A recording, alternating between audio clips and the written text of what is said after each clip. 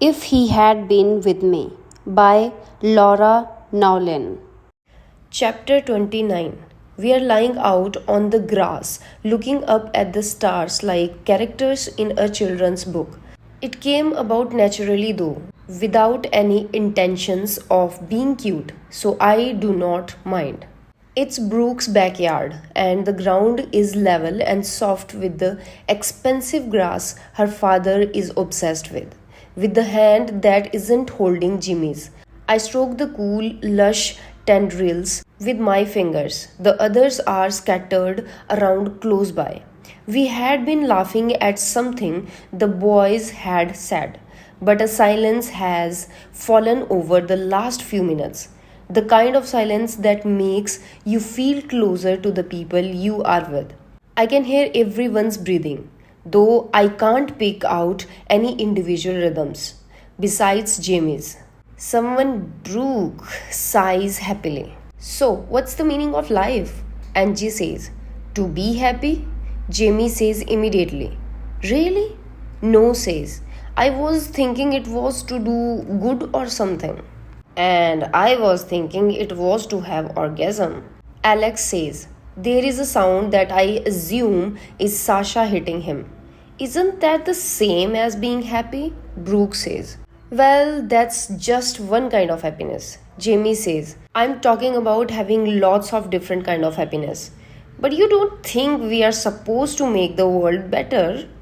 No says. Of course we are. Jamie says. That's another kind of happiness. Huh. Angie says. I can see that. Sasha says. I think it's just to truly love someone before we die. Brooke says. I add up everything I deeply want out of life. Writing as much as I can, reading everything, the vague impressions of motherhood I cradle in me, seeing the northern lights and the southern cross, and other desire that I don't let myself think on too long because I have already settled that part of my life. I try to find the sum of these things.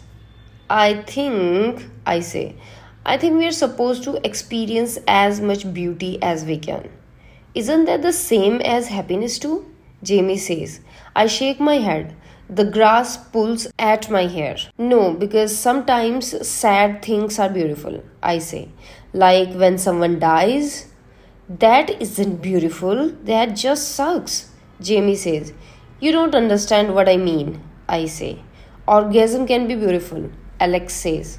Yeah, they can be, I say. Even though I have never had an orgasm that can be described as beautiful, I agree with the idea. And making the world better would be beautiful too. But we aren't here to suffer, Jamie says. I don't think that, I say. But you think we are here for beautiful things and you think sadness is beautiful? It can be, I say.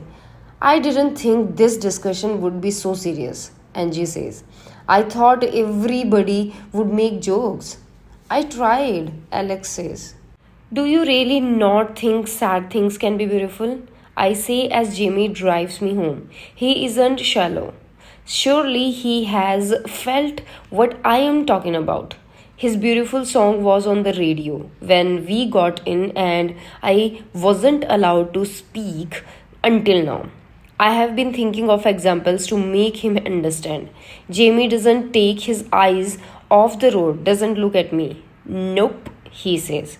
You're just weird. Why does that make me weird? I say. I momentarily forget my argument and example. Just because I think something different from you doesn't make me weird. I bet if we took a survey, everybody would agree with me. That doesn't make you right, I say. And you're supposed to be against being just like everybody else. It's not about being like everybody else. When someone dies, it's bad, Jamie says. That's just something everybody knows. You don't understand, I say. I do understand, he says. He pulls the car into my driveway. You just see things differently, and that's okay because I like you weird. You are my weird, morbid, pretty girl. I let him kiss me goodnight. I sigh. Hey, he says, what's wrong? Nothing, I say. What? He asks. What about Romeo and Juliet? I say. That's beautiful and sad. But that's not real life. So, there is the real life and then there are books, Autumn. Jamie says. In real life, it would just be sad and stupid. How could two people dying for love be stupid? I say. We are sitting in the dark facing each other in the seats, our seats belt off. Would you kill yourself if I died? Jamie says. I look at his face in the darkness. He stares back calmly.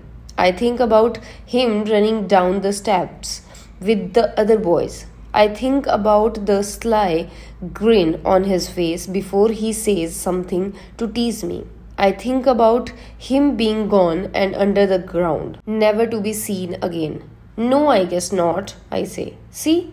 He says. He leans forward and kisses me again. I wouldn't want you to either. He says. I'd want you to be happy. I would be very sad though, I say, for a long time, and I would never forget you. I know, me too. But you wouldn't kill yourself, I say. No, he says. I add up again all the things that I want from life. There is real life, and then there are books. I try to puzzle out what is real and what isn't, what I can have and what I never will. But you do love me, I say. Yes, Jimmy says. The way people love each other in real life. I lean forward and lay my head on his shoulder. I guess I love you in the way people love in real life too. He smiles and I feel his lips in my hair. I close my eyes and bury my face in him.